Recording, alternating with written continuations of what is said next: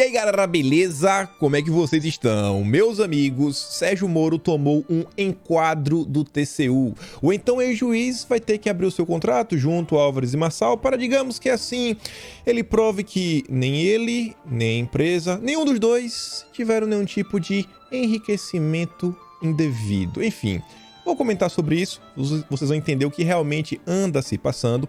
Quero comentar também sobre a formalização do apoio entre o Sérgio Moro e o MBL, inclusive o motivo por trás disso tudo, a gente já havia previsto nos últimos meses. Moro também vem tendo dificuldades para encontrar um novo marqueteiro nos moldes que o pessoal do antagonista, os mamateiros, recomendaram para ele. Vale a pena a gente comentar sobre isso, e os amigos do Sérgio Moro também vieram a público mais uma vez para defender que você deixe de comer carne. Enfim, confusão grande. A Joyce ontem também deu entrevista falando que ela pode ser a próxima presidente do Brasil, não em 2022, quem sabe 2026.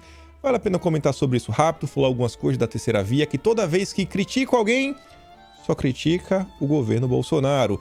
Inclusive ontem Simone Tebet falou que o Lula é um cara sensacional, o Calil a mesma coisa, elogiou, falou que o Lula é um dos maiores líderes socialistas do mundo, tem novidades aí sobre o Lula, sobre o Alckmin.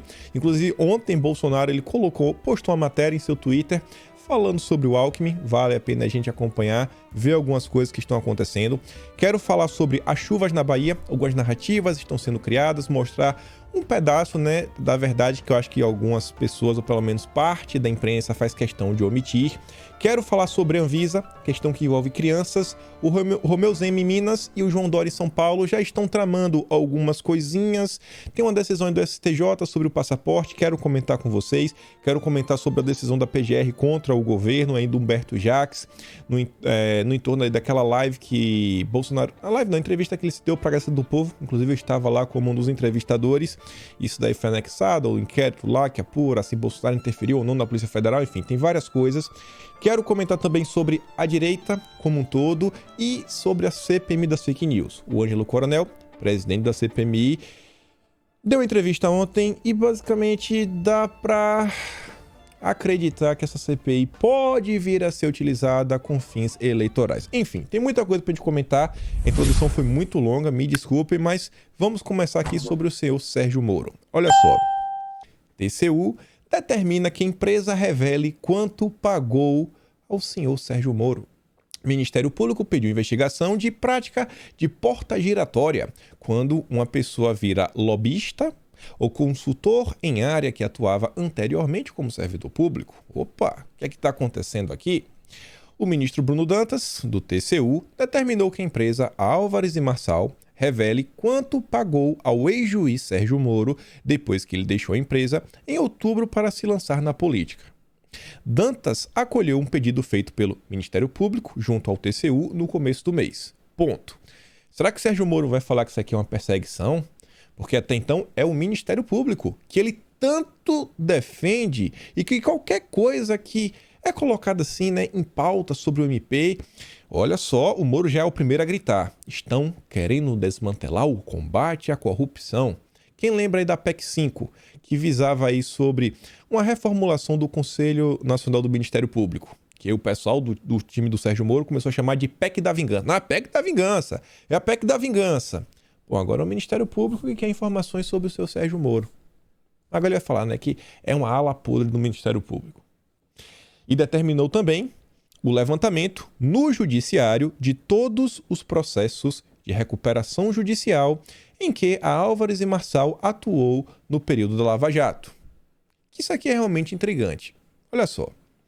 O ministro já afirmou em despacho anterior que os atos de Sérgio Moro naturalmente contribuíram para a quebra da Odebrecht e quer saber se Álvares e Marçal foi beneficiada ao se envolver na recuperação da empreiteira e de outras organizações investigadas por Moro. Ainda que fala, não foi o Moro que quebrou a Odebrecht, não foi o Moro que quebrou outras empresas, mas, porém, entretanto, todavia, o Moro ele era o juiz dos casos. O Moro acompanhou isso tudo assim de forma extremamente próxima, Ele deu várias decisões. Então, assim, uma empresa, ela vem passando por dificuldades, ela vem passando aí por uma luta dentro do judiciário, nas cortes. E quem seria a melhor pessoa para dar um direcionamento sobre como essa empresa deveria lutar contra o sistema judiciário para, sabe, sanear suas contas e voltar para a operação, do que um dos juízes que a condenou, pelo menos condenou alguns dos empresários, pessoas ligadas às empresas. O que é tudo muito, assim, intrigante, né?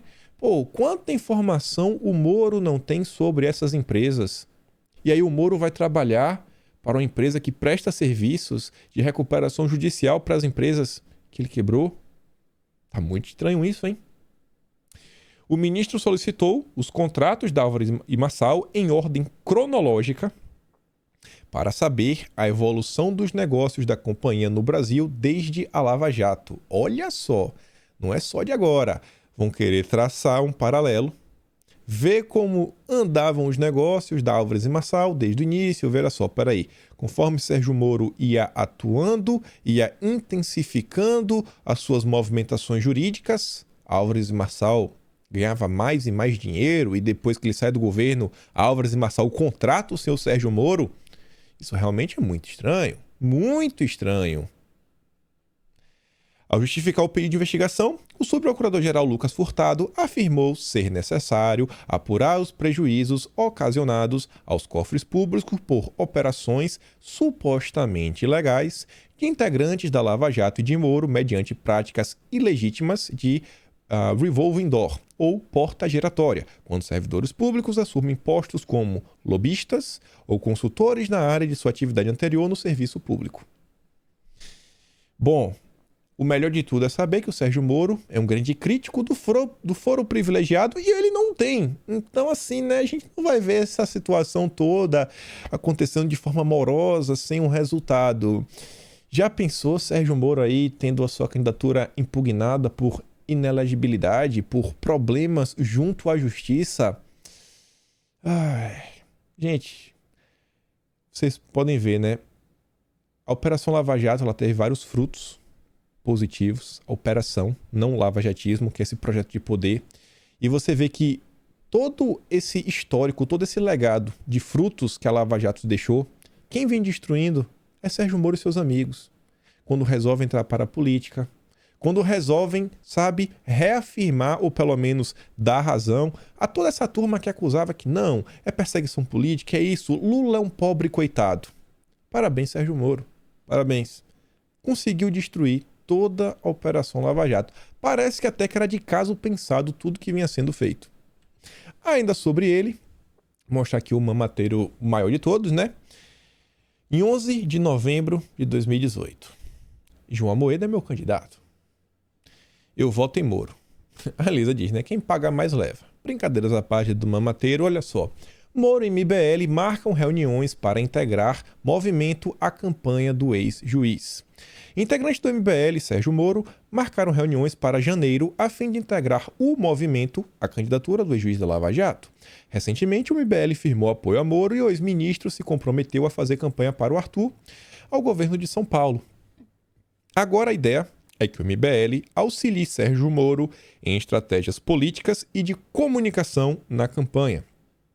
Conforme nós já falamos no passado, o Sérgio Moro ele não tem nenhum grupo nas redes sociais. Para isso, ele precisa não só do MBL, como o Danilo Gentili, o Nando Moura, o podcast do Rogério Vilela, né, o Inteligência Limitada. Toda essa turminha trabalha em prol, né, do combate à corrupção, né? Eles não têm nenhum interesse de poder político, financeiro, nenhum. Eles são grandes paladinos da justiça que só querem eleger o Sérgio Moro única e exclusivamente para combater a corrupção. Acredita neles? Acredita. Como a gente falou, tá aí. O braço de Moro nas redes sociais vai ser todo controlado pelo MBL. E a pergunta que fica é o seguinte, será que vai ser quem que vai controlar o pessoal mesmo da MBL, Renan Santos, Kim Kataguiri, ou será que o Luciano Ayan também vai estar aí, né, criando as estratégias políticas de Sérgio Moro nas redes sociais? Moro e Luciano Ayan, essa dupla aí ia dar muito bem, hein? Não está fácil para Sérgio Moro encontrar um marqueteiro. Saiba por quê. Primeiro que o pessoal do antagonista, né, falou para Moro que ele precisasse de um perfil bem específico. Vocês viram lá a confusão que teve. O Moro teve que ir com a Renata Abreu lá no escritório dos Antas, né, lá na sede, para tentar fazer aquela média, tentar achar um meio termo. O Podemos ainda está, assim, irredutível no que diz respeito ao Diogo Mainardi. Eles não querem se associar e eles também não vão aceitar que o Moro deixe a campanha na mão dos antagonistas. Esse também não. Vamos tentar procurar aqui um meio termo. E esse meio termo está bem difícil. Sérgio Moro e seus aliados do Podemos têm dedicado os últimos dias de 2021 a sondar marqueteiros para assumir a campanha presidencial do ex-juiz no ano que vem, mas não está sendo fácil encontrar alguém disposto a assumir a missão. Nos últimos dias, conversei com 2 marqueteiros sondados por Moro ou seus emissários que rejeitaram a aproximação. A equipe do ex-juiz da Lava Jato, eles alegaram ter outros compromissos, mas quando falam sobre reserva, a explicação é outra. Não vou trabalhar para alguém que fez de tudo para criminalizar nossa atividade. Resumi um deles. Somos só prestadores de serviço, mas fomos tratados como bandidos. O Sérgio Moro tem essa mania, né? Quem não é do grupo dele é bandido. Quem não é da lá, assim, ó, anda com ele, não é bandido. Só ele e os amigos dele que prestam. O resto aí todo mundo é bandido. E agora ele tá começando a ver, né? Que isso aí tá gerando um probleminha para ele. Eu acho é bom. Eu acho é bom. Ficar apontando o dedo para todo mundo, se vendendo como solução, um grande paladino da moralidade, tem o seu preço, né? Boa sorte aí pro senhor Sérgio Moro. E olha só isso daqui. Só quero mostrar a manchete, porque é matéria da Folha de São Paulo. Isso aqui é aquela matéria para você esfregar na cara de todo lavajatista. Congresso e STF esvaziaram Lava Jato. Entenda mudanças em leis anticorrupção. Não é o Aras, o petista da PGR. Não é Bolsonaro. Não é a direita. Não. Foi o Congresso e o Supremo. E enquanto tudo isso aconteceu, o Moro se manteve calado. Principalmente no que diz respeito à Suprema Corte Brasileira. Quando o Moro abre a boca para falar da Suprema Corte, em 2 momentos, um em 2020 falando que ninguém sem consciência questiona o poder e o direito da Suprema Corte da decisão final sobre qualquer coisa que seja. E em março deste ano, após o Fachin anular, né, todas as condenações do Lula até o momento, lá em março, o Moro saiu em defesa do Fachin, falando que ele é um magistrado muito técnico e tudo mais, juntamente com o Deltan Dallagnol, que o Deltan da Fé falou que se tivéssemos mais ministros como o Fachin, a Lava Jato teria ido muito mais longe. E tudo bem. E aí, olha só. PGR recolhe o pedido de Moro e dá parecer para anexar link de entrevista de Bolsonaro no inquérito sobre interferência na Polícia Federal. Mandou aí anexar porque na entrevista Bolsonaro afirmou que em reuniões ministeriais dizia que não queria ser blindado, mas não podia admitir ser chantageado. E aí Bolsonaro fala que, quer colocar PF contra tal pessoa, contra mim, contra minha mulher, contra qualquer brasileiro, não tem problema. Desde que faça isso pelas vias legais. E meio que não era isso que estava acontecendo. Foi só isso que Bolsonaro falou. Mas Sérgio Moro, óbvio, tá querendo fazer aquele malabarismo jurídico, né, aquela hermenêutica, para tentar colocar Bolsonaro como um grande criminoso. O que eu achei interessante é o seguinte. O ex-ministro, o Sérgio Moro, ainda pediu que também fosse juntado aos autos o link de uma análise política sobre a entrevista em questão. O Moro pediu. No entanto, Humberto Jacques afirmou que o juízo de valor emitido por um comentarista político a respeito das declarações de Bolsonaro não possui qualquer relevância probatória, tampouco deve ser utilizada como base para a formação de convicção do órgão persecutor. E aqui eu fico me perguntando, né? Quem será que é o comentarista político que o Moro tentou colocar dentro desse inquérito?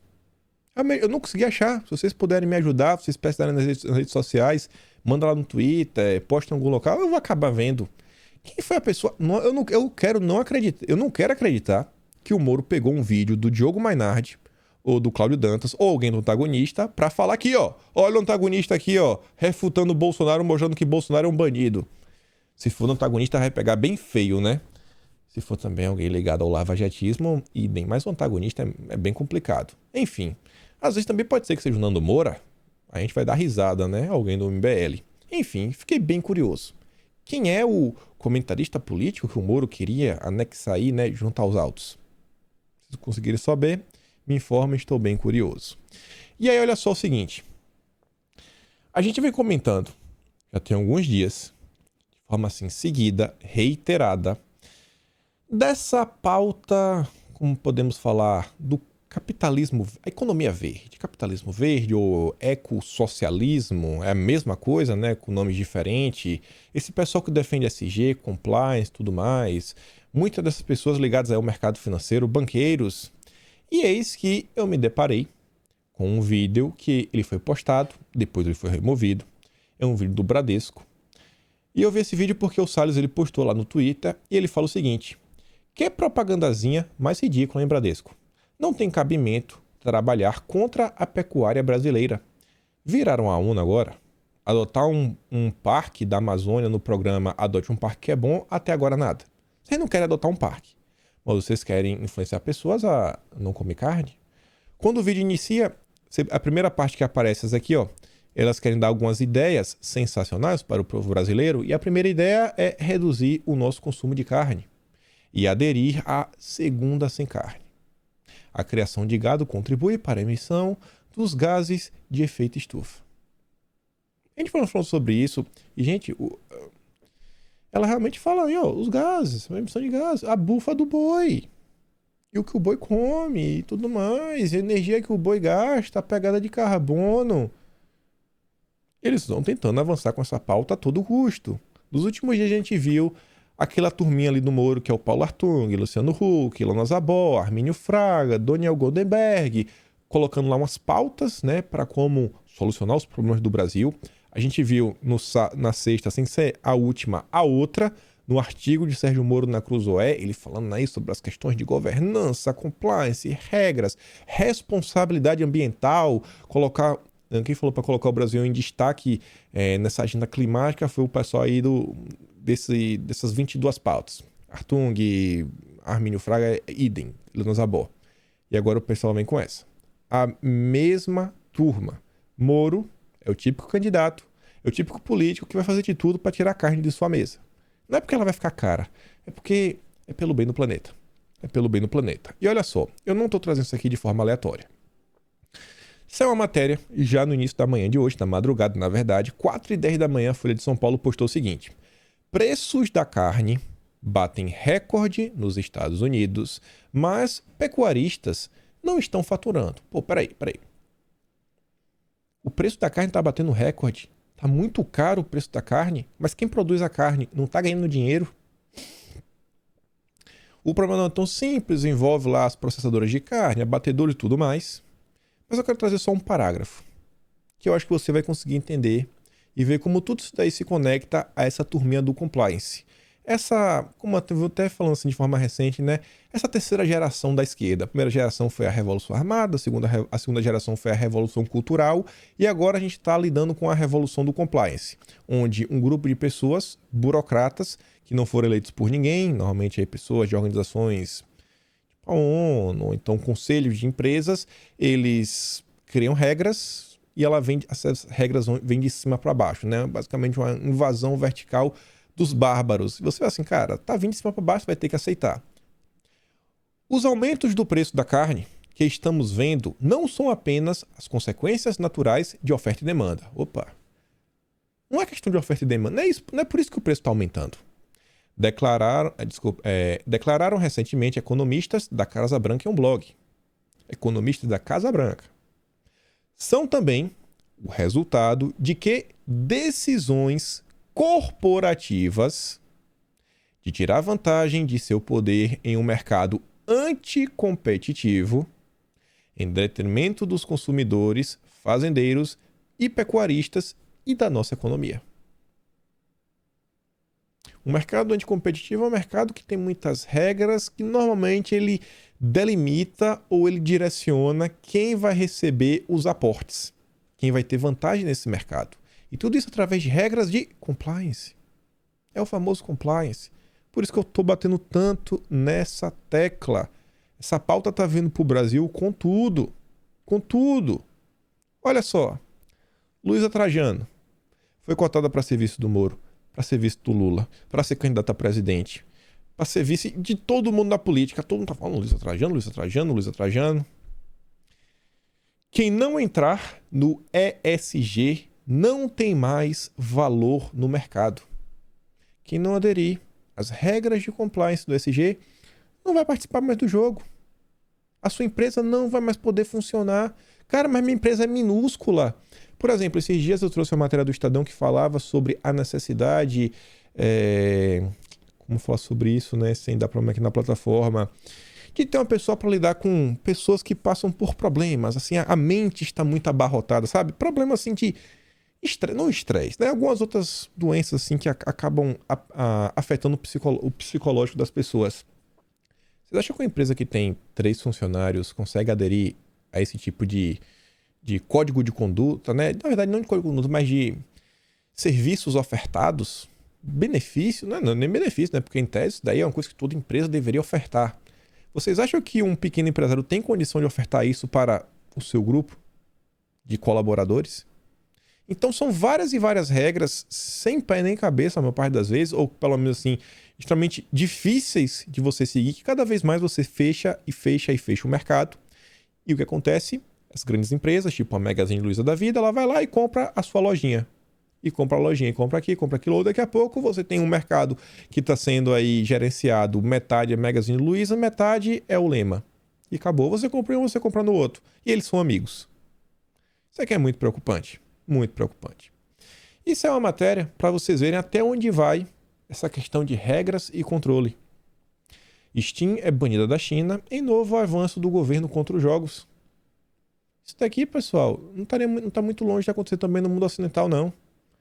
Porque os jogos eles atrapalham muito e tudo mais, você tem que ver que isso, que aquilo outro, se adequam às regras, isso tudo em nome, sabe, de um futuro melhor, porque as nossas crianças estão perdendo muito tempo jogando videogame e tudo mais, e pelo bem delas, ó, vamos aqui dar uma controlada, isso, aquilo outro, porque o jogo, olha só, a gente acompanhou aí na década de... Já não foi na década de 90, não, assim, quem assistiu a vida na década de 90 via que tinha inúmeros comerciais. Inúmeros comerciais. Às vezes você queria uma coisa, você falava pro seu pai, pra sua mãe, ele falava, não vou comprar, não vou te dar, e nem por isso você cresceu traumatizado, nem nada. E a gente viu que o tempo foi passando, e eles colocaram aí uma lei que, olha só, é proibido comercial na TV, porque isso aí faz com que as crianças queiram, e geram vários problemas e tudo mais. Aqui, aí vem uma coisa, vem outra, vem uma coisa, vem outra. Daqui a pouco, eles vão controlar cada aspecto da sua vida. Cada pequeno aspecto de sua vida. É isso daí que a turminha do Sérgio Moro defende. Essa nova esquerda progressista internacional. Não dá pra falar do Moro sem falar do MP, né? Já que meio que mudando já de tema. Olha só isso daqui. Justiça condiciona licenciamento de obras do Leão de Tucuruí à compensação exigida pelos indígenas Kinja. Os indígenas querem uma compensação, porque vai ter uma obra lá. Os amigos do Sérgio Moro estavam também defendendo a volta da demarcação de terras, dar mais e mais terras. O governo federal não quer dar mais terras, também não quer retirar, mas quer assim, pô, cara, a gente tem que construir uma linha. O Leão de Tucuruí. Pô, vamos construir. Ah, não pode não, porque vai ter que ter uma compensação. E olha só, o Amazônia Azul nos explica. Os indígenas decidiram requerer o pagamento de pouco mais de 133 milhões de reais como compensação pelos prejuízos irreversíveis que o empreendimento irá causar a seu território e seus modos de vida e cultura. Não, versão, tudo mais, isso, aquilo, outro. São 1.906 indígenas, as terras são da União, e a Amazônia do Indígena, né? Inacreditável MPF. Pô, eu esperava que os índios tivessem direito, não sei, de explorar o turismo, a economia da região, mas não, 133 milhões, né? Uma compensação. É o Ministério Público. E se você questionar, o Sérgio Moro vai botar o dedo na sua cara, vai lhe chamar de bandido e vai falar que você está tentando acabar com o combate à corrupção. Não pode criticar o MP. Não pode. Não pode. Não pode. Deixa o MP combater a corrupção. Está combatendo a corrupção. Mudando já de tema, olha só isso daqui. Minas Gerais não vai exigir a receita. Para a questão que envolve as crianças, que tanto vem se comentando. O Partido Novo vem aí para comentar, né? Para o governo Zema, tudo. A imunização é prioridade. O governo mineiro se baseia na decisão da Anvisa, autoridade competente sobre o uso, blá blá blá, cujo parecer é favorável, aquilo outro. Mais uma vez, vamos lidar com um problema onde, no final do dia, parece que aquela decisão do Supremo onde a decisão final, em tese, fica com os prefeitos e governadores, vai ser o ponto aqui decisório, né? Mais uma vez, uma decisão que a gente vinha acompanhando, achava que seria uma determinação nacional. Não. Não. O Zema já decidiu por outra coisa. Ele sabe mais do que todo mundo. E em São Paulo, o Dória já fez até uma carteirinha especial. Eu não vou trazer a foto aqui, mas a Veja diz, como será a carteira lá para as crianças em São Paulo? Enquanto o governo de Jair Bolsonaro atrasa a imunização das crianças, o governo de João Dória em São Paulo já preparou toda a logística para cuidar dos pequenos. Até a carteira de imunização desse público foi apresentada por Dória nesta segunda. Precisamos cuidar de todas as nossas crianças. A carteirinha delas já está pronta em São Paulo. Aguardamos a aprovação lá do Butantan pela Anvisa ou a importação da Pfizer pelo governo federal. Iniciaremos a imunização imediatamente, disse o Dória. Mas tem lá a decisão que tá isso nem foi resolvida lá, o Lewandowski até mandou o governo se posicionar. Não importa. Não importa. Mais uma vez, a decisão vai recair nos estados, quem sabe até nos municípios. E aqui fica mais uma reflexão. Não basta... como podemos falar? Não basta eleger um presidente da República. Precisamos eleger governadores, deputados estaduais, federais e senadores. Senão, né? Cada um vai do jeito que quer. Essa matéria aqui da Folha de São Paulo falando que se você tomou lá o do Butantan, após 6 meses você está em risco de novo. A cada 6 meses, ou pelo menos aí tem que tomar umazinha, né? Para ficar calibrado. Pesquisa aí da própria Fiocruz. E uma decisão que diz respeito a essas questões que envolvem pandemia, o STJ mantém a exigência do passaporte no Ceará, no Pará e no Distrito Federal. STJ, mais uma vez, mais uma decisão. E você vê que as pessoas, essa aqui foi uma decisão por quê? Porque as pessoas entraram com a liminar contra essas decisões. Mas a STJ achou por melhor, né? Não, suspende isso daí. Suspende manter o passaporte porque é pelo bem de todos. Mais uma vez. Primeiro que essas decisões foram tomadas pelos governadores. E segundo, a justiça brasileira, né, deu razão e voz para os governadores. E sobre esse TJ, olha isso daqui. Ganha força dentro do STJ jogar escolha de ministros para o próximo presidente. Eu não sei qual é o problema de ser escolhido por Bolsonaro. Eles não querem. STJ precisa preencher 2 vagas e, para isso, os ministros elegerão lista quádrupla apenas com o nome de desembargadores federais. O debate será retomado em fevereiro de 2022, depois que acabar o recesso do Judiciário. O grupo que defende levar para 2023 tentará primeiro empurrar a decisão para o segundo semestre de 2022 para, com a pressão das eleições, argumentar que o natural é deixar a escolha para o futuro novo presidente. Acho que estão dando como certo que o Lula vai vencer, né? Que o Lula vai vencer. E ainda tem gente que acha que não, que Bolsonaro é tudo igual, que as indicações de Bolsonaro são horríveis, só fazem é mais do mesmo. Se as decisões de Bolsonaro, as nomeações de Bolsonaro fossem mais do mesmo, vocês acham que o pessoal da STJ iria esperar? Só mais uma decisão aí dos juristas do Centrão, como muita gente gosta de falar? Será que teria essa insatisfação? Fica a reflexão. Além do STJ, Bolsonaro poderá nomear 75 desembargadores de uma só vez no próximo ano. O presidente não tem escondido a sua intenção de escolher nomes aliados. Vá. Bolsonaro tinha que escolher um petista. Nomear os juristas do grupo Prerrogativas, né? Aquele pessoal que fez o jantar do Lula e do Alckmin. Pelo amor de Deus, né? Pelo amor de Deus. Em culto para celebrar a posse de André Mendonça no STF, o mandatário da República disse que o ministro será mais uma pessoa ao lado da nossa Constituição e que ele representa uma renovação na corte. E o pessoal aí, né? Que é só mais um, muita gente reclamou do Mendonça, mas parece aí que o pessoal do STJ e grande parte do judiciário brasileiro está insatisfeita com as nomeações de Bolsonaro, que em tese deveria ser algo interessante. Saiu uma matéria aqui que não dá para ler, né? Tive que esconder uma palavra, mas vocês devem dar uma olhada para essa imagem, você deve imaginar do que se trata. Eu não acreditei quando eu vi o antagonista, o blog do senhor Sérgio Moro, fala que a cepa, né, do momento, é menos agressiva porque ela entra pela porta dos fundos, diz um estudo preliminar. E aí no subtítulo fala o seguinte, que diferença em relação a outras variantes poderia indicar que agora o polêmico, aquele que a gente não pode falar o nome, começa com a letra C, poderia ser testada para possível tratamento contra essa cepa específica. É mole. Aí se funcionar,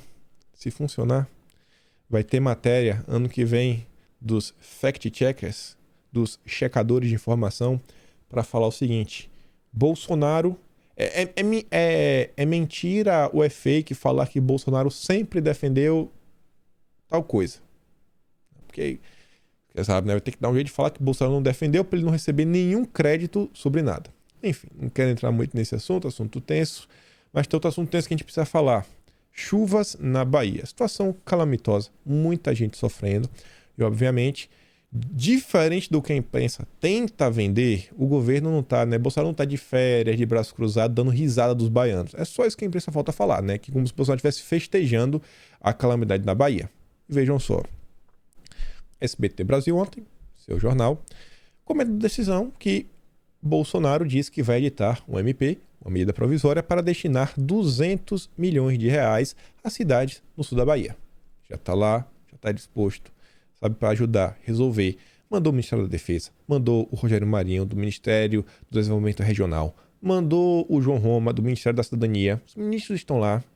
Tá todo mundo lá tentando ajudar, né? Mas a imprensa fala que o governo abandonou os baianos.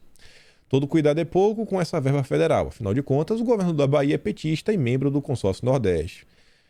Realmente esse aviso, né? Depois do que a gente viu aí, que eles aprontaram com os respiradores, esse aviso tem que ser levado em bastante consideração. E aí você vê, ó. Matéria de ontem. Ontem.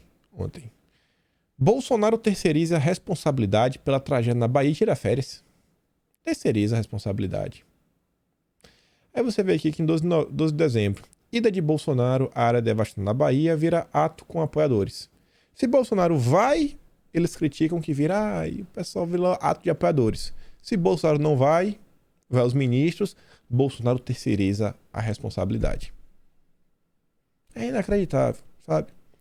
Se Bolsonaro vai, pega um barco e ele resolve ajudar alguém, aí vão falar, eita, Bolsonaro sem carteira para dirigir lanchas, em forma ilegal, tá lá, ainda sem máscara, viu? Não é capaz de falar isso.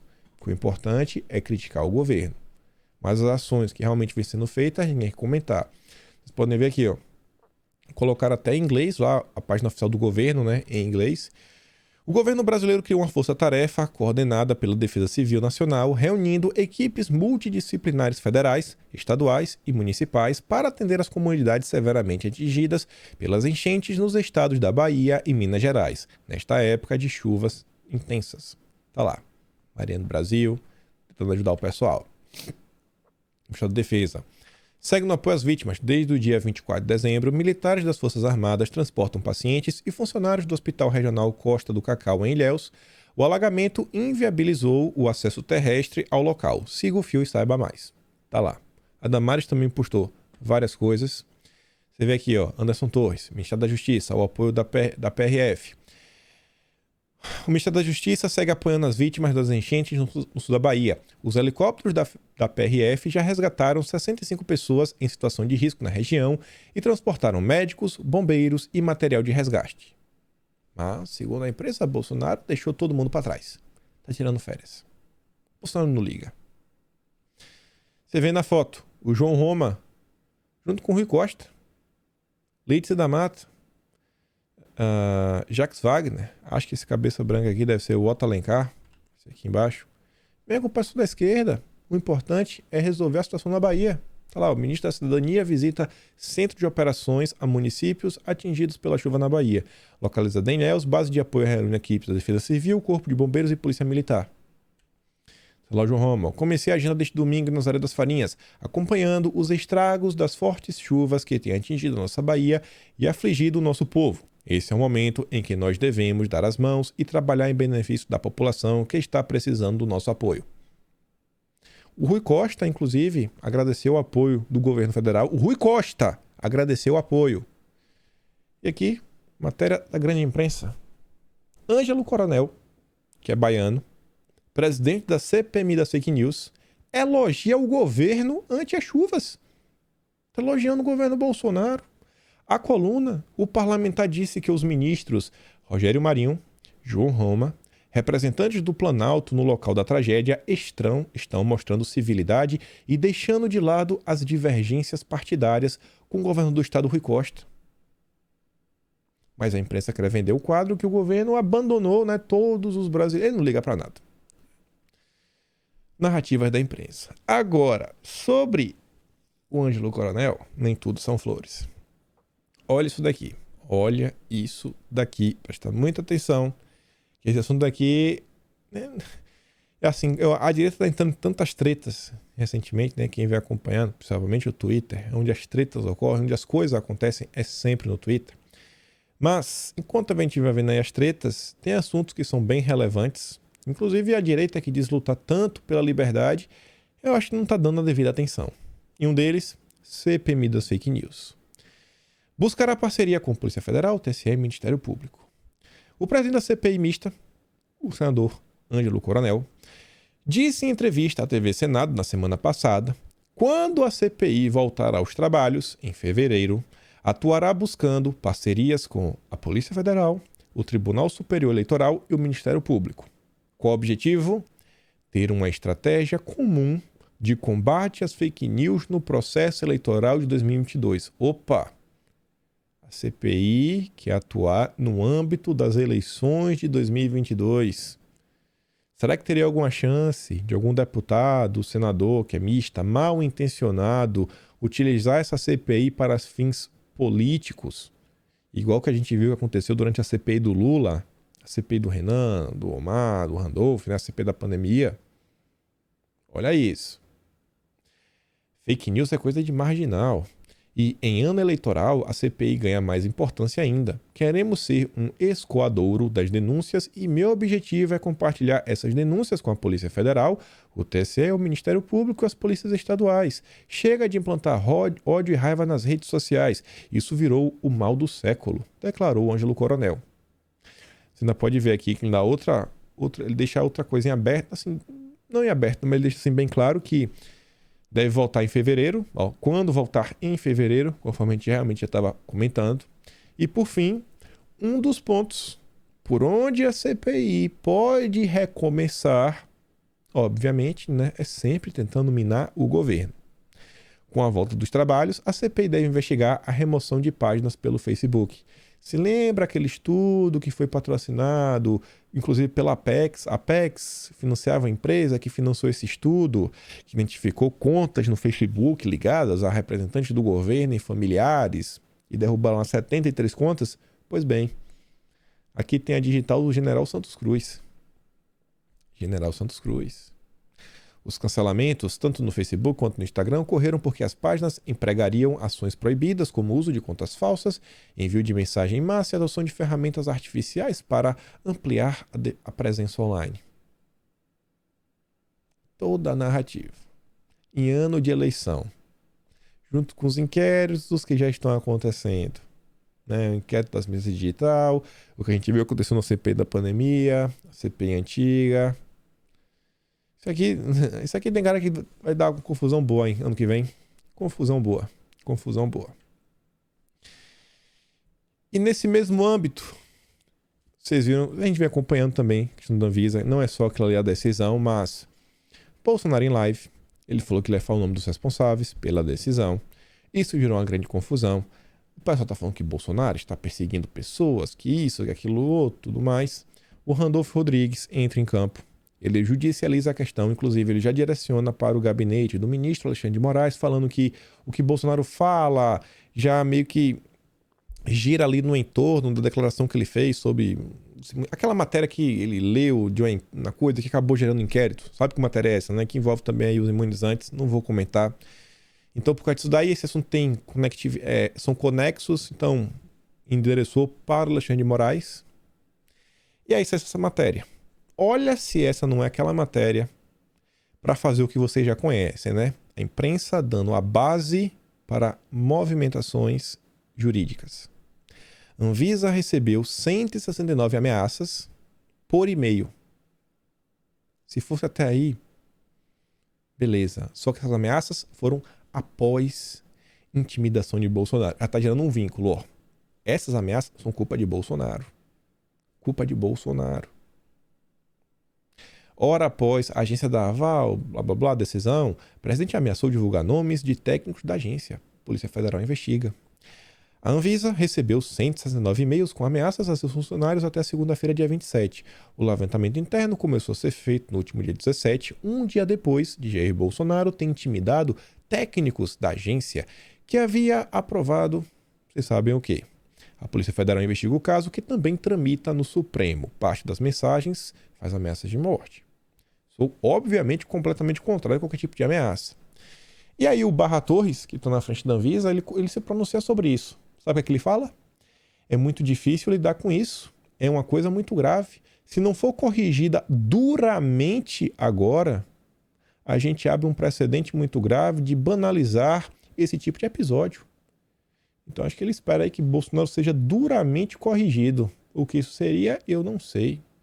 Amanhã surge outro, depois outro, daqui a pouco o Estado Democrático de Direito deixa de existir. Olha essa frase. O Estado Democrático de Direito deixa de existir. Isso aqui é o fim das instituições. Eu já vi esse discurso tantas vezes, né? Esse discurso iluminista. Esse é o Barra Torres. O cara que está aí na frente da vida. Não pode demitir. Tem mandato até 2024, se eu não estou enganado. Difícil. Muito difícil. Falando aqui em algumas articulações políticas, olha só isso daqui. União de partidos de esquerda avança, mas decisão fica para março. A definição sobre se os partidos de esquerda vão formar uma federação vai ficar para março, após a janela partidária, quando os deputados podem trocar de legenda sem o risco de perder o mandato. A avaliação é que, ao fim do primeiro trimestre de 2022, o cenário eleitoral ficará mais claro para os partidos que estudam a União, e são PT, PSB, PCdoB, PSOL e PV. 2 estados são fundamentais para que o PSB e PT se unam nas eleições do ano que vem, São Paulo e Pernambuco. E parece que as coisas estão se encaminhando para resolver. O Márcio França aí aparentemente vai desistir, porque você viu. Dirigentes do PSB dizem que querem que o PT desista da cabeça de chapa em São Paulo e apoie o Márcio França. Há, contudo, conversa, porque França já sinalizou que poderia ser vice de Haddad em nome petista para a disputa pelos postos do Bandeirantes. Márcio França vai ser vice já aceitou, vai ser vice do Haddad. Que chapa linda, né? Lula e Alckmin, Haddad e França. É a dobradinha do time do Lula.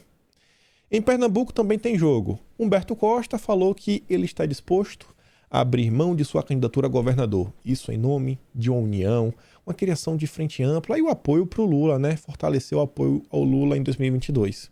Há, portanto, tanto no PSB quanto no PT, a aposta de que as legendas estarão juntas no ano que vem, faltando apenas a definição de Geraldo Alckmin na legenda e na vice de Lula. E olha só algumas coisas que saíram nas últimas horas. Com Lula e camarada Geraldo. É improvável o comunismo no Brasil, disse a secretária do PT sobre Datafolha. O meu nível agora de medo do comunismo ser implantado aumentou e muito, né? Um petista falando, não vai ter comunismo não. É basicamente falando, vai ter comunismo sim. É interessante assim, né? Que as pessoas acham, a imprensa tenta vender a ideia, esses políticos, que comunismo seria apenas, né, um governo extremamente totalitário, onde eles controlam tudo na sua vida. Todos os meios de produção, não tem mais propriedade privada, não tem mais salário, o governo lhe dá tudo, deixa ele lhe dar. Aquele estado que é inalcançável. Mas com certeza, né, pautas comunistas de esquerda vão ser forçadas goela abaixo da sociedade brasileira. Senão o cara não precisa negar, né, o que eles estão pensando em fazer. O Alckmin segue aí seu plano de ser vice do Lula, foi se encontrar com o Suplicy. E o Suplicy diz que o Alckmin cometeu erros, mas é uma pessoa de bom senso. Por quê? Porque agora ele está disposto a se aliar ao Lula. Vamos deixar os erros no passado. Essas são as pessoas que querem comandar o Brasil. E aí Bolsonaro postou um texto, que é do Guzo. Não sei onde foi publicado, se foi na Oeste, se foi no Estadão, não sei onde o Guzo escreveu esse texto. E é sobre o Alckmin. Cena do crime. Alckmin resolveu tornar-se cúmplice de um criminoso e voltar junto com ele ao lugar do crime? E por que essa pergunta? Porque o Alckmin, ele falou que se o Lula voltasse, ele estaria voltando a cena do crime. Olha lá, o Alckmin disse no passado recente, né, que, sobre o Lula. O Lula, em sua campanha para a presidência da República, quer voltar à cena do crime. Nunca retirou o que disse. De lá para cá, Lula foi condenado pelos crimes de corrupção, lavagem de dinheiro, por 9 juízes diferentes, em terceira e última instância, e ficou 1 ano e meio na cadeia. Agora, de uma hora para outra, os dois aparecem como melhores amigos para disputarem com Alckmin na vice, é óbvio, a eleição presidencial de 2022. Quer dizer, então, que o ex-governador resolveu tornar-se cúmplice de um criminoso e voltar junto com ele ao lugar onde o crime foi cometido? Se não for isso, não se sabe o que poderia ser. Alckmin talvez tenha alguma explicação para o seu cavalo de pau, mas se tem, ainda não contou para ninguém. O que mudou desde então para ele ter hoje sobre Lula uma opinião oposta à que o Alckmin tinha outro dia? Por acaso descobriu-se que a roubalheira do seu governo não existiu? Que não houve dezenas de confissões de culpa e devolução de milhões em dinheiro roubado? Que Lula foi absolvido de alguma coisa? Seus processos penais foram anulados no embuste legal do Supremo, onde não se considera hoje em dia que a corrupção seja um crime. Mas sentença de absolvição na justiça brasileira até agora não houve nenhuma. Se nada mudou, e se Lula não mudou nada, temos um problema aqui. O Alckmin é a favor ou é contra Lula? Ser contra é patentemente absurdo. Ninguém se candidata a vice para, depois de eleito, fazer oposição ao presidente. Então, o Alckmin tem que ser a favor. É mentira que haja meio termo, ou que ele vai segurar Lula no futuro governo. Não vai segurar nada. Vai só assinar embaixo. Isso quer dizer que Alckmin terá que aceitar, entre 1000 outras coisas, a volta do MST e das invasões de terras garantidas pelo governo, o comando dos empreiteiros de obras e a devolução da Petrobras aos ladrões, vai ter de assistir quieto ao roubo permanente na Caixa e no Banco do Brasil, vai achar que está tudo certo com a Venezuela e que o único problema ali é haver democracia demais, como o Lula disse. Não existe chapa moderada com Lula e com o PT. Jamais aceitaram o equilíbrio com que sonham os analistas políticos. Podem dar uns empreguinhos e outras esmolas para Alckmin e seus amigos, mas jamais vão deixar de fazer absolutamente nada daquilo que querem. Nem se preocupar com o que o ex-governador acha ou não acha. O que ambos estão querendo vender para o eleitor é uma impostura. Apenas isso. Muito bem escrito esse texto, né? Essa é a chapa Lula-Alckmin. Mas a classe política discorda do Guzo. O Guzo não sabe nada. Quem sabe é a Simone Tebet. Vejam só. Bolsonaro, pior presidente da história do Brasil. Enquanto ela fala isso de Bolsonaro, sabe o que a Simone Tebet diz sobre o Lula? Não esquecemos o que o PT fez, mas isso não impede o diálogo. Não impede o diálogo, né? Vamos ser amigos, Lula. Vamos dar as mãos. 1, 2, 3. Quem errar o passo perde a vez.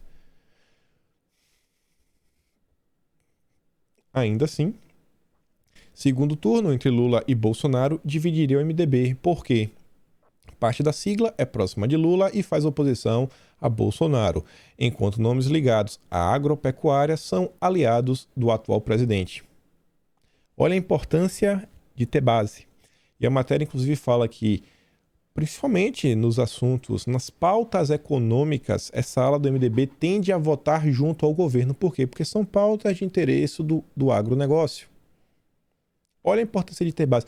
Olha como você não apenas tem uma base, mas como você tem políticos ligados a essa base e fazer com que as suas demandas sejam ouvidas.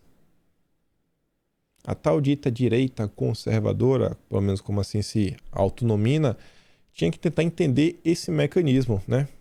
E parar de achar que gritar no Twitter vai resolver alguma coisa. Calil, prefeito aí de Belo Horizonte, critica Bolsonaro, elogia Lula e dispensa pedigree para governar Minas Gerais. Só uma pequena fala, que fica bem claro quem é o Calil. Sobre os candidatos à presidência da República, chamou o ex-presidente Lula de um dos maiores líderes socialistas do mundo. Isso aqui não é para ser elogio, né? Porque se ser socialista, meu amigo, é um problema. É um problema. Mas Bolsonaro ele critica. Bolsonaro ele critica, diz que ele jamais vai subir no palanque, mas o Lula, um dos maiores líderes socialistas do mundo. Nunca foi tão fácil escolher um candidato em 2022. Nunca foi tão fácil. E eu fiz questão de trazer aqui só essa manchete, essa postagem aqui no Twitter do Globo, para vocês verem que os pré-candidatos, Alessandro Vieira, Simone Tebet, Sérgio Moro, Mandetta, Dória, Eduardo Leite, Ciro Gomes, que mais? Aquele cara que foi o Glória a Deus, que era do PSOL, que agora tá apoiando o Ciro Gomes. Foi candidato a presidente. Nossa, velho, fugiu o nome agora por completo. Cabo Daciolo. Até o Cabo Daciolo. Todos esses, quando eles têm que criticar alguém, eles só criticam Bolsonaro. Só criticam, né? Abre a boca só para reclamar de Bolsonaro. E aí o Globo fala o seguinte, que para essa terceira via, né, dar certo, vingar, ela teria que tirar votos de Lula ou de Bolsonaro. Mas ele não tem nenhum interesse em tirar voto do Lula. Você não vê o Moro tentando tirar voto do Lula. O Mandetta tentando tirar voto do Lula. O Mandetta já desistiu, né? O Dória também, idem. Eles só querem tirar o voto de Bolsonaro, né? Tira o de Bolsonaro, deixa o Lula com a mesma quantidade, quem sabe até ganhar mais uns votinhos e vida que segue. Mas eles são a terceira via.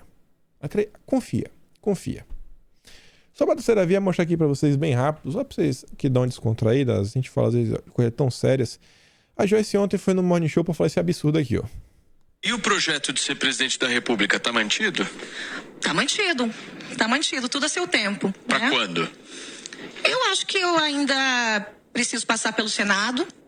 Acho que é uma experiência importante. Acho que a Câmara e o Senado precisam de uma presidente mulher. Eu não estou dizendo que tenha que ser eu, mas temos bons nomes que poderiam assumir. Só essa macharada na presidência da Câmara e do Senado, do Congresso. E depois disso, aí está na hora de começar a pensar, né, se o Brasil realmente precisar de mim para estar lá. Se o Brasil realmente precisar de mim, não, Joyce. A gente não precisa de você não, viu? Pode seguir seu caminho e seja feliz.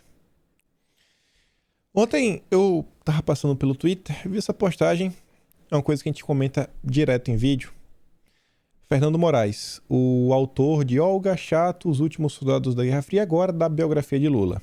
Deu uma entrevista para a Rede Atual, uma página de esquerda, para falar o seguinte: não basta eleger Lula, é preciso uma bancada que o ajude a aprovar as pautas. Parte da dita direita se recusa a tentar entender como funciona, sabe, uma coisa simples, que é a aprovação da PEC.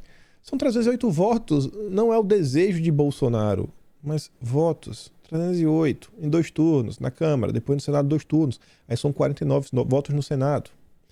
O general Pica-Pau fala o seguinte: até os esquerdistas sabem que tem que ter uma bancada maior, mas tem uns que insistem que dá para fazer tudo sozinho. Para de pensar raso, já falei. Aí você vê isso daqui, ó. Moro não descarta Centrão. Você precisa do Supremo, do Congresso. Que é assim que é o país, né? A gente não elege um ditador que toma todas as decisões com a caneta, na canetada. Nem o Lula conseguiu implantar tudo que ele queria. A Jéssica fala o seguinte: o Bolsonaro se aliou ao Centrão, por isso eu vou votar no Moro. Fazendo piada que tá falando que vai votar no Moro, né? Tá lá o Moro junto com o Centrão. E o interessante é o seguinte: eu peguei essa matéria, eu compartilhei essa postagem no Twitter e eu falo o seguinte, ó.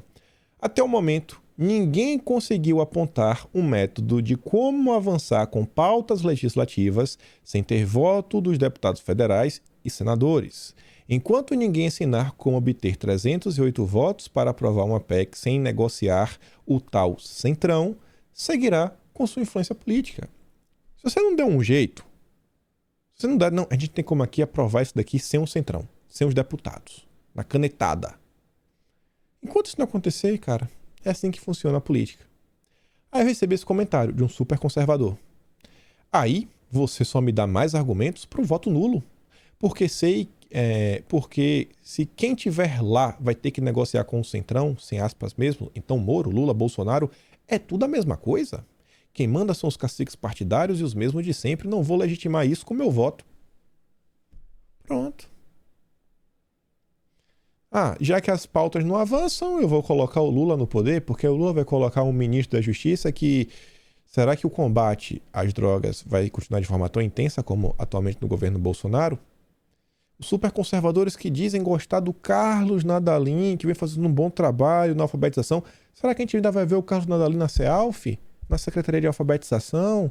Ou será que a gente vai ver, né, voltar, né, esse método paulo freireano com tudo, a valorização? E a história é assim, as pessoas falam como se, eu não sei se eu fosse um representante do governo, ou se eu fosse ficar chateado, meu Deus. Assim, pessoal, eu fico muito preocupado que eu tenho família no Brasil, né? Por mais que eu não moro no Brasil, eu tenho família no Brasil. Quero o melhor, gosto do meu país, gosto do Brasil. Se eu não gostasse... Gente, esse ano, até o momento, desde o dia 1º de janeiro do ano passado, desse ano, né? Eu não trabalhei no dia 1º de janeiro, porque eu já tinha a retrospectiva, ela já estava pronta. Mas desde o dia 1º de janeiro, eu só não gravei um vídeo no dia 24. Só no dia 24. Eu gravei até aqui, né? Durante o dia, mas no dia 25, na verdade. Eu já tinha gravado no dia 25. Eu teria me esforçado tanto todos os dias se não tivesse nenhuma relação com o Brasil. Não importa, meu pai, não tô nem aí por nada. É só por interesse. Cara, deixa mesmo. Enquanto o cara tá aí chorando, amanhã vai ter outro vídeo. Depois vai ter outro vídeo. Se o Lula vencer, eu vou continuar gravando. Se o Bolsonaro vencer, eu também vou continuar gravando. É porque se eu tô aqui por causa de Bolsonaro, cara, eu me importo com o Brasil. Ainda que o Brasil caia nas mãos da esquerda, eu vou continuar aqui. Espero continuar com vocês. Espero que as pessoas não desistam do Brasil. Aí você vê. Outro aqui comentando com a Sarita, ó. Ela diz, eu não vou deixar de ajudar o Lula a chegar ao poder somente porque a nova esquerda fica fomentando o meu sentimento de insatisfação com o governo Bolsonaro. Quem mandou Bolsonaro não mudar 30 anos de esquerda em 3?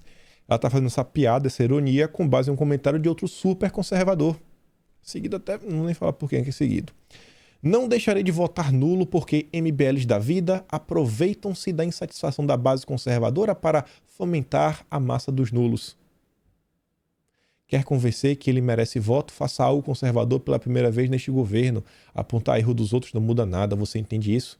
É assim, é como se a Sarita, ela precisa trazer votos pro Bolsonaro. Como se o Lula chegar no poder não vai impactar a vida do cidadão, não. Não vai...